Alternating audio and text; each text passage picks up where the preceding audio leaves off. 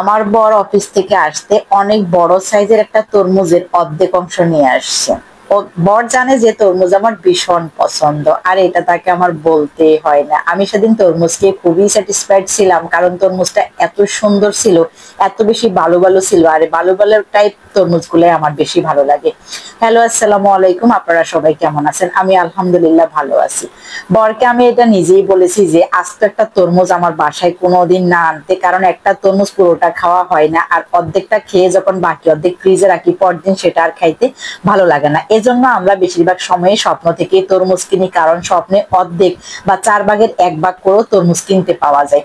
Finally আমি তরমুজটা কেটে দিয়েছি, আর পপি দ্রুত সেটা টেবিলে নিয়ে আসছে। আর বাসার কাজ যখন সবাই মিলে এরকম ভাগাভাগি করে করি তখন ভীষণ ভালো লাগে, আর কাজগুলো খুব দ্রুত আগায়, নিজের উপরে এত বেশি প্রেসার পড়ে না, কাজ করতে অনেক বেশি ভালো লাগে। যাই হোক, এদিকে পপি বলে যে আপু তুই একটু রেস্ট নে, আমি ফলগুলা কেটে নি। আমার খুবই ভালো লাগছিল, কারণ আজকে আমার শরীর খুব খারাপ লাগতেছিল। আমার ইচ্ছে করতেছিল না যে রান্না বান্না করি, একটু ইচ্ছে করতেছিল না যে একটু ইফতারি রেডি করি। ফাইনালি আমি ইফতারটা বাদে দিয়ে দিয়েছি। কিছু হচ্ছে যে শরবত গুলাবো, আর হচ্ছে যে আমরা ইফতার করে হচ্ছে ভাত খেয়ে ফেলবো। আমার বরের খুবই পছন্দের একটা মাছ আমি আজকে স্বপ্ন থেকে কিনে নিয়ে আসছি। তো এটা ছিল ইলিশ মাছ, আর মাছটা এতটাই ফ্রেশ আর সুন্দর ছিল। আমি পুরো আস্ত মাছটাই হচ্ছে বেগুন, টমেটো আর একটু আলু দিয়ে রান্না করে ফেলছি। মূলত এই রান্নাটা আমার পছন্দের। এরকম মিক্স 3 রকমের সবজি দিয়ে ইলিশ মাছ রান্না করে খেতে আমার অনেক বেশি ভালো লাগে, তবে সবজির পরিমাণটা খুবই কম কম পরিমাণে হবে।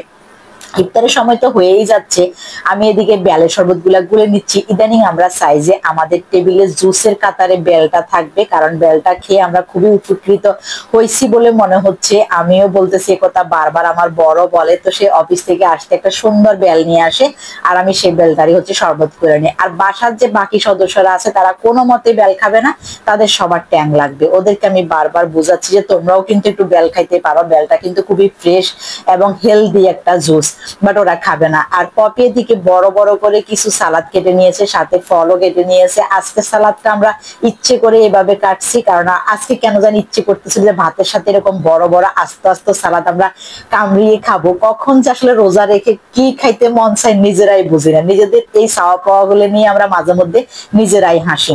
তারপরে এই যে আমার বর গোসল সেরে একদম ফ্রেশ হয়ে রেডি হয়ে চলে আসছে। আমার বরের একটা বদ অভ্যাস হচ্ছে, আমি যত সুন্দর করে প্লেট ধুয়ে টেবিলে আনি না কেন, সে ওই প্লেটটা নিয়ে আবার রান্না করে চলে যাবে। তার বাসার মধ্যে এই একটা কাজ, সে প্লেটটা আবার নিজের হাতে না ধুইলে তার নাকি খাওয়াই হয় না।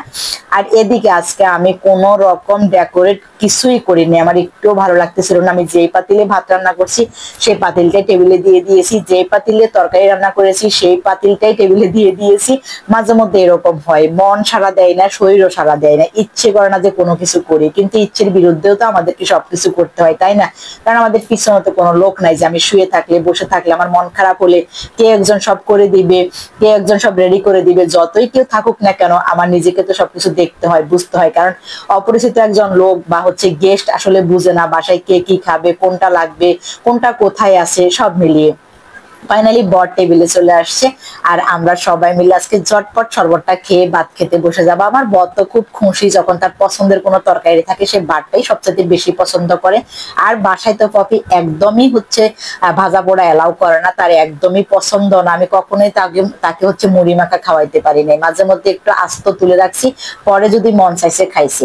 আমরা 3জন টেবিলে বসে গেছি, আর নিহাল সোফায় বসে খাচ্ছে। সুন্দর একটা সন্ধ্যা আমরা উপভোগ করতেছি গল্প কথায়, আর সবাই বলতেছি যে খাবারটা আমাদের অনেক পছন্দ হয়েছে, আর খাবারটা অনেক বেশি মজা হয়েছে মাশাআল্লাহ।